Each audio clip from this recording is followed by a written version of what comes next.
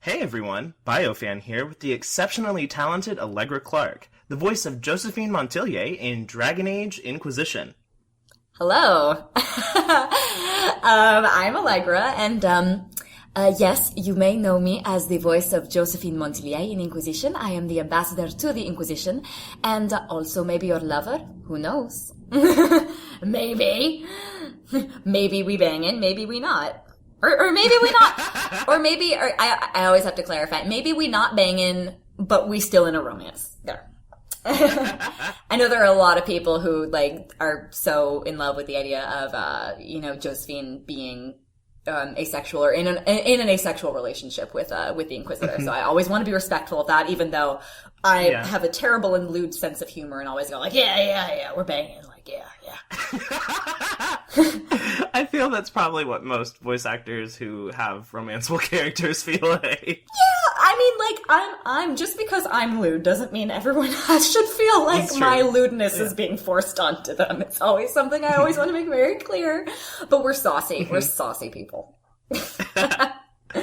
So let's start out with just a few general questions. Where are you originally from? I am from New York City.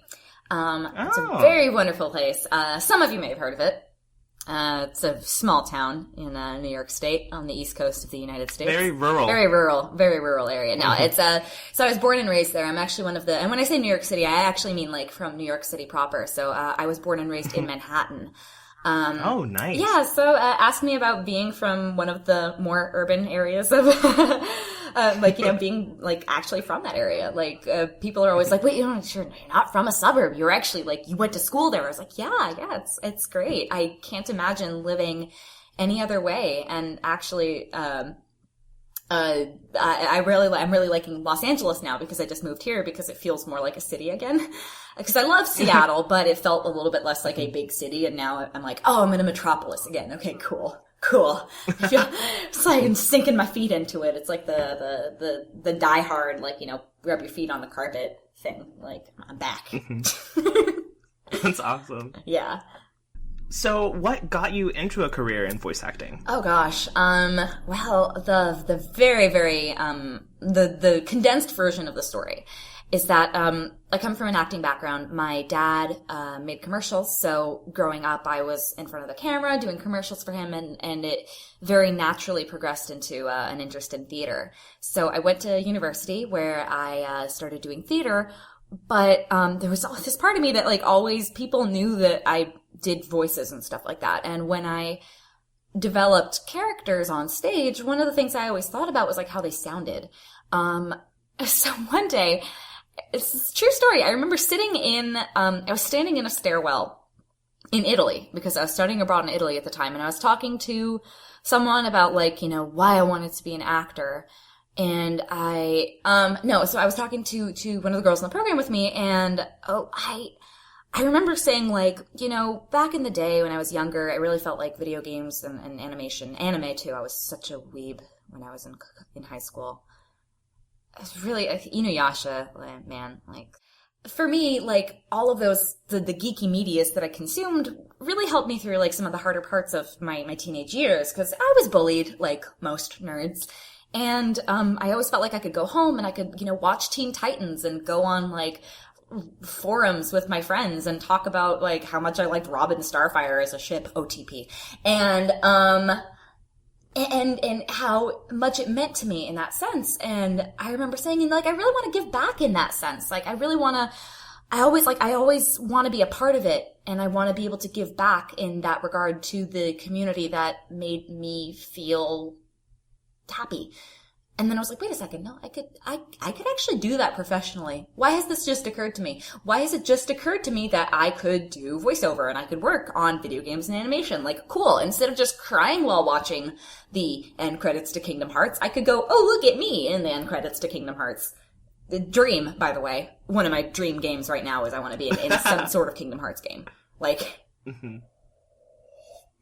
Love That's it. an awesome way to get into voice acting. It was so random. That is such a that's so inspirational though. I'm feeling things in my heart now. Well, I feel oftentimes, what makes geeks and nerds, so to speak, is that we feel such an immense, and this could be said for a lot of people's, like, inspirations on a professional level, whether they're doing something purely in the sort of geeky, nerdy spectrum or just something they really care about, is that it lights a fire in us, and we see things like that, and it inspires us to want to be a part of it and to work on it.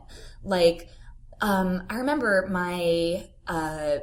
I cannot remember his name. Every time I tell this story, I cannot remember the name of the commencement speaker at Northwestern the year that I graduated. But he graduated from Medill, which is the School of Journalism, and he also really loved basketball. So he was like, why not marry my interest and my skills and work on sports broadcasting?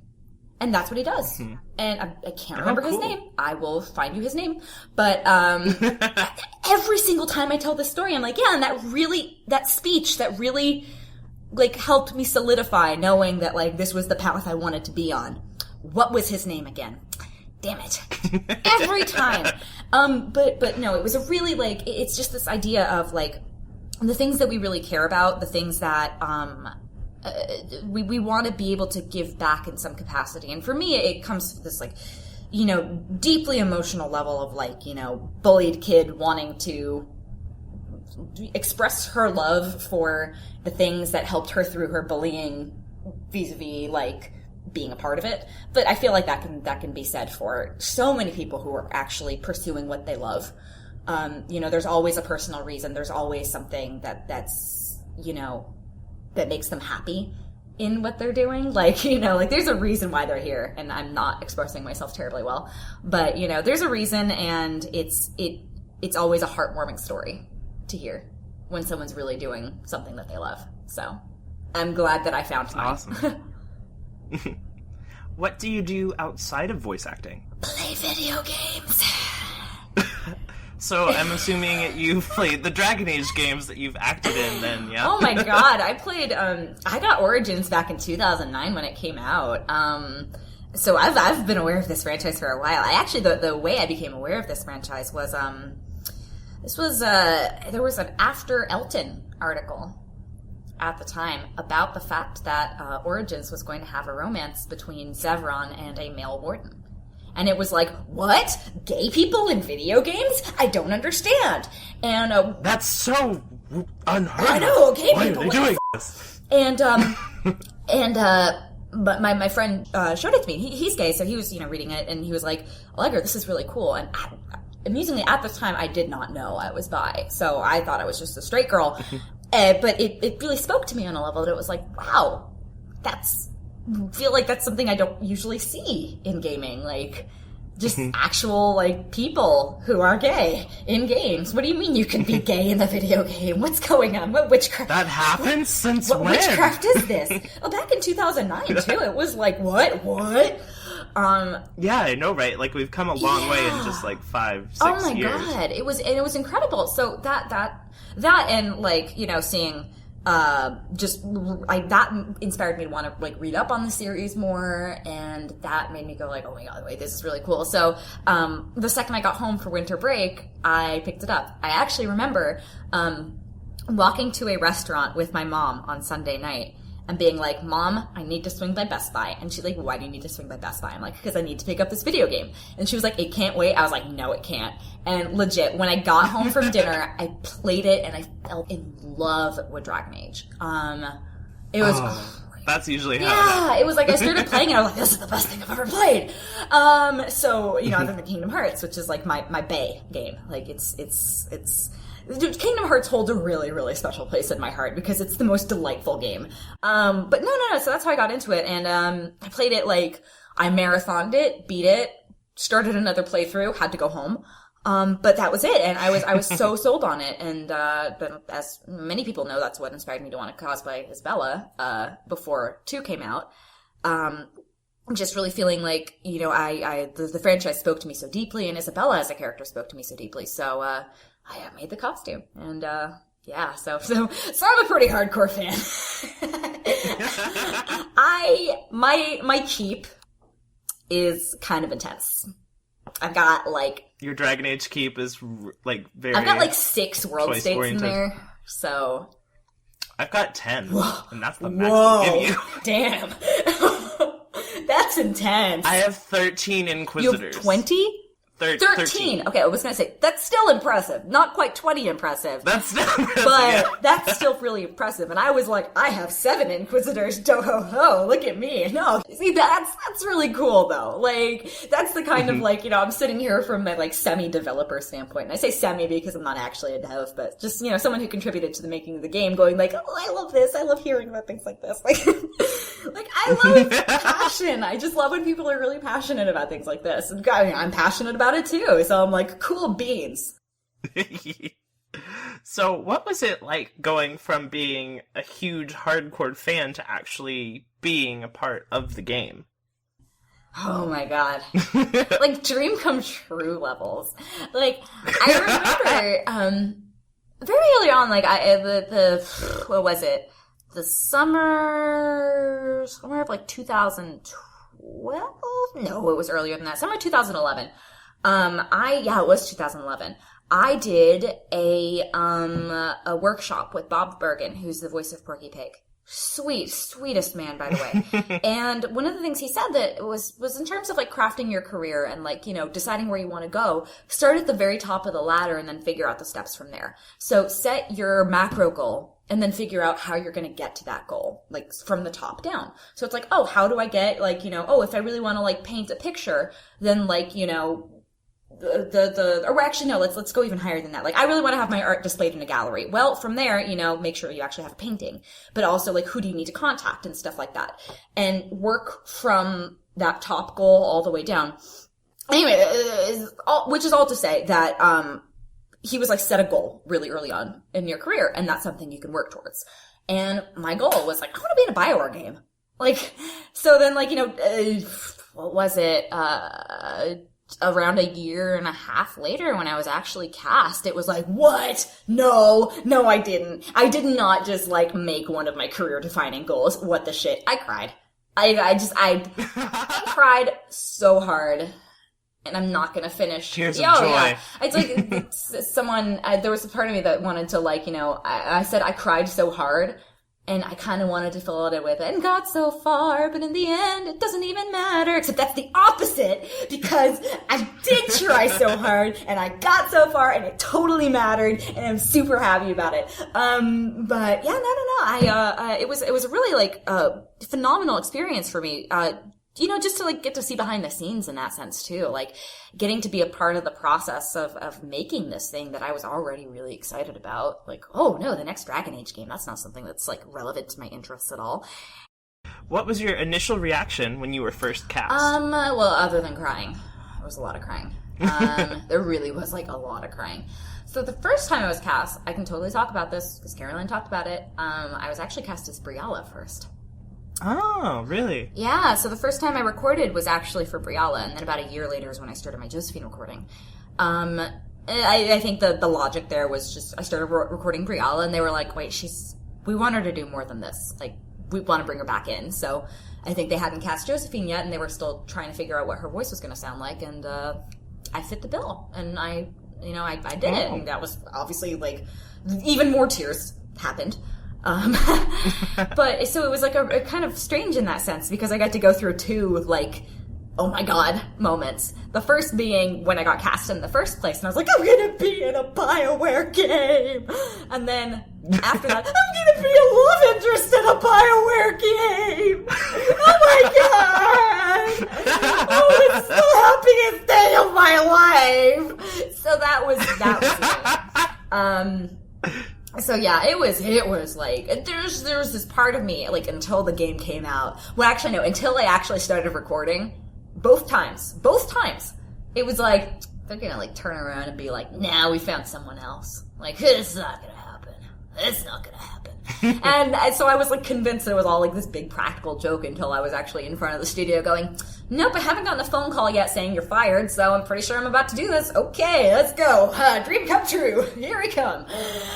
Which was great. And I mean, like, I can't stress how much fun I had on this project. It was so much fun. I love Caroline, the Caroline Livingstone, the director.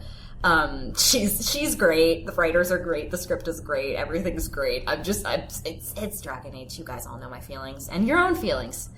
Chances are, if you're listening to this, you really like Dragon Age. Chances are. So, guess what? It's a really good game. What was it like voicing Josephine? It was cool. The first time I recorded her, it was really interesting trying to like really pin down that voice and really trying to pin down who she was. Because I got to see a picture of her. I got a blurb on her and a general like blurb on the other characters and the overall concept of the game and things like that. And then as soon as we did that and I signed some paperwork, it was like, all right, let's go. So it's very, very immediate. I felt like I was only privy to more things because I already knew so much about the game that like about the franchise in general, that there's a lot more context in there for me than there would have been for like some of the other actors necessarily who had no prior knowledge of Dragon Age before actually stepping in to record. But even then, you get thrown into the deep end. Which is it's a fascinating process. So the first session, you're like kind of still playing around with who they are.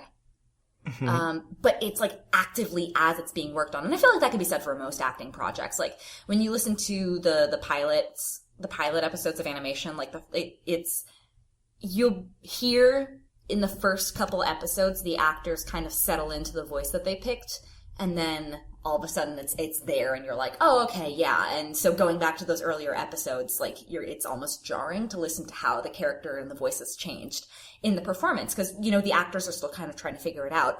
Where in games, it's a little bit less cut and paste. So I know exactly which lines in the game I'm like, I don't like that read as much because I know I was still trying to figure her out there versus like, I know where all of that is. You guys don't necessarily know. So it's kind of a weird thing because we record out of order. Okay. Oh yeah. It was completely out of order. Like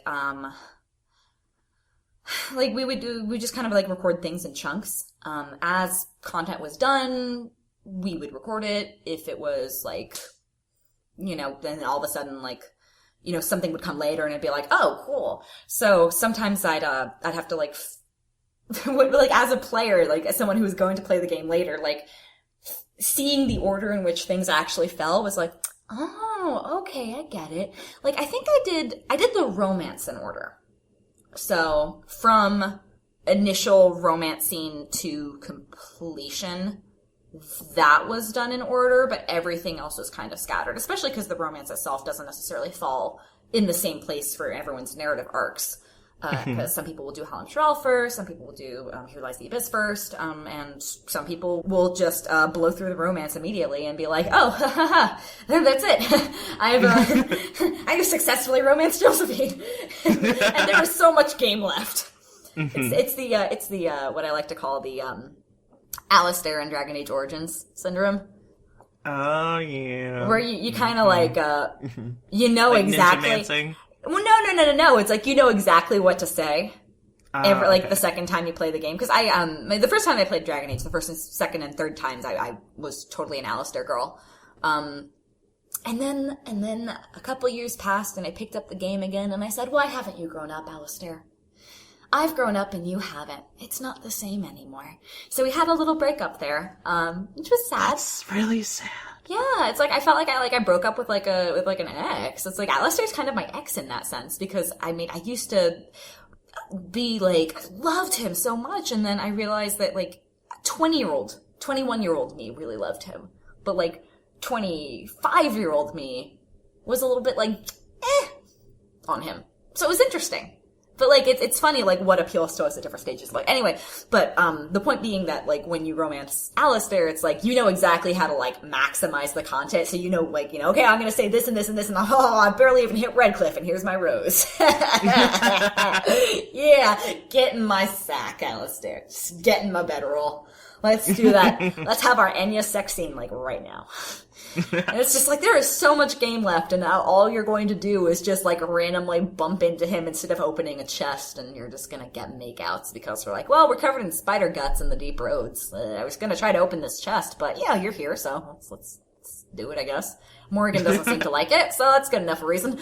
I love torturing my best friend. It's great. So, you know. Yeah, so, God, that was a tangent. So, what do you personally think of Josephine, and did your opinion of her change from how she originally was presented? Really freaking adorable character. She's so cute. I spent so much time recording, just like, you know, we'd record a line and Caroline and I would just look at each other or speak to each other if she wasn't actually present, and just doing it via Skype. I would just go like, oh my God, she's so cute.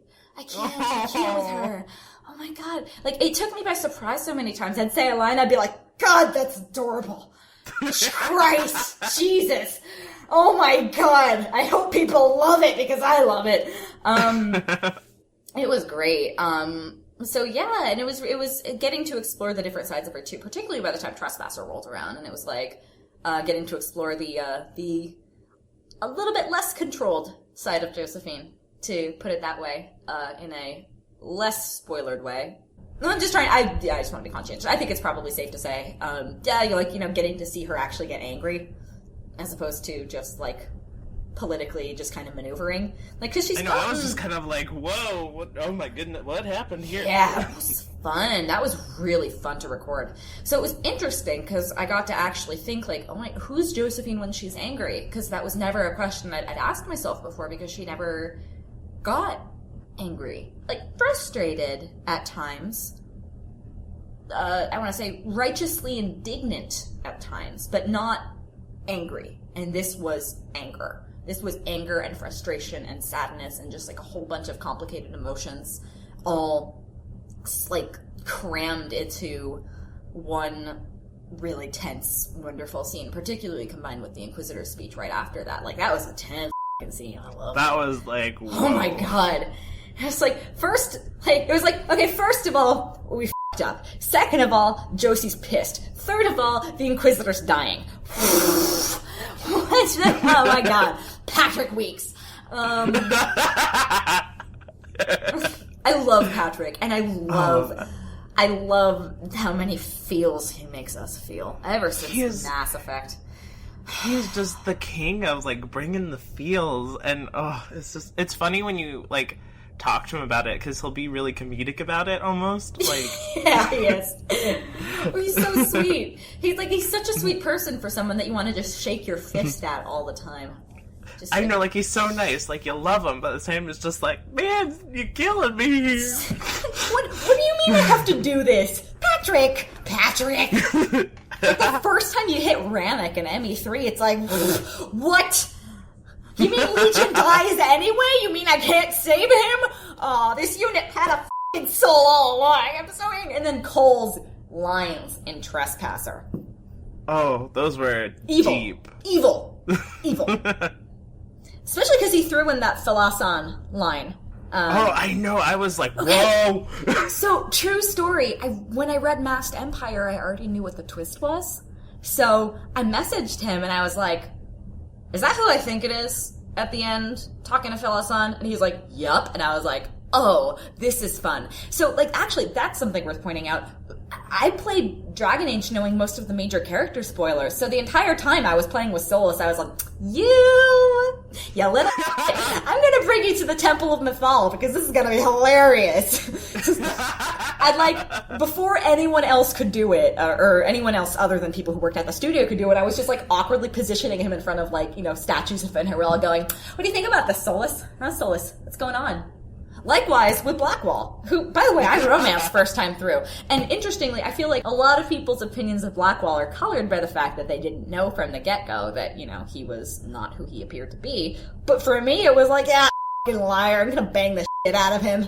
Oh, you mean he leaves me on a f***ing hay bale? Oh, what a little shit, I'm gonna bang him again later. It's gonna be great. So just bringing him anytime there's like a Warden thing going on, just like, so, Blackwall, think of this Warden thing, huh? And it's great. Every time you like catch him in a lie, like Cheryl did such a great job of making him so awkward every time he doesn't know the answer to a question. It's like, so how do you kill an archdemon, Blackwall, with this warden sword? You stab him. I was like, well, why can't I stab him? It's gotta be a warden sword, you know? It's just, well, why? I insist. Look at this griffin I'm making. Look at this griffin I'm carving. See, you can tell it's a griffin because I'm a Grey Warden. I'm a Grey Warden, do you know that? Hey, Blackwall, where were you during the Blight? You know, stabbing things in Ferelden. I don't think that's where you were, Blackwall. This is hilarious to me. So, you were a huge part of the game with hundreds of lines and tons of scenes. Yes. Do you have a favorite that you recorded, and why is that your favorite? I never know how to answer this question. Every time I get asked, like, what's your favorite line? I'm like, because, like, I'll meet someone at a convention, they'll be like, oh, read your favorite line, and I'm like, I guess I'll just do the goat one, because I really like that one. I do really like the goat line. I think most people really love Modern and Duchess in a Box as far as judgments go, and let me tell you, when I recorded them, I got a fucking kick out of them too. Actually, really, now thinking on it again, I really like the Wicked Grace scene. Oh. Like, I really like that one, because it's delightful to see, Josephine just being a total card shark and manipulating the hell out of people. It reminds you that she's really good at her job. You know, like it's like social manipulation is kind of part of what she does. Well, not just manipulate. Well, no, she totally manipulates, but like, you know, knowing people and knowing how to deal with people is absolutely part of what she does. So the fact that she's really good at it, like, was absolutely on display here, even though it was just a friendly card game. I love it. But also just getting to see her, like, just hanging out with people was really nice. Because a lot of her relationships that you see in the scope of the game are centered around the war table or just chatting with the Inquisitor. And Leliana as well. Which, by the way, the friendship between Leliana and Josephine is one of my favorite things in the world. They are so cute. They are, like, I love it. Like, those are the kinds of friendships I'm very fortunate that I have, but that I also aspire to, you know? But I really like the Wicked Grace scene in that sense. It's definitely a moment where Josephine kind of lets her hair down a bit, and it's just fun. So I guess my favorite line, if I were to pull from that scene, would be, never bet against an Antivan commander. In a heartbeat. I love that line. I love it. Just because she's just like, you naked. I win. I feel like she performed a public service on two fronts. The first public service is everyone who wanted to see him naked kind of got to see him naked. You're welcome, fans. Second of all, thank you. Second of all, let's be real, that fur coat's probably the rattiest shit on the planet, so I feel like that was as close as she got to actually burning it. And sparing everyone. Like, let's face it, her like banter with with Cullen's runner is, can I get him a new coat? Would he like this coat? I want to get him a new coat. He wears it all the time. Can I get him a new coat? And she's just like, it smells, I want to burn it. Like, you know. She and Leliana probably conspiring to give him a change of clothing. Like, we're fashionable as hell. Cullen, what are you? What's going on? Vivienne, Dorian, come over here. Let's judge. Did you voice any other characters in Inquisition? And if so, who was your favorite, other than Josephine? Other than Josephine. One of the Dwarven. I hope you enjoyed the first part of my exclusive interview with Allegra Clark. Do you have a favorite moment with Josephine? If so, tell me down in the comments. I'd love to chat with you about it.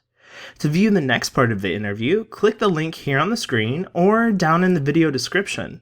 For more Dragon Age, Mass Effect Andromeda, and BioWare-related videos, be sure to subscribe to my channel by clicking the big blinking subscribe button coming up shortly. More subscribers means I can get more interviews. For instant news coverage of BioWare games, be sure to follow me on Twitter and other forms of social media, links to which can also be found down in the video description.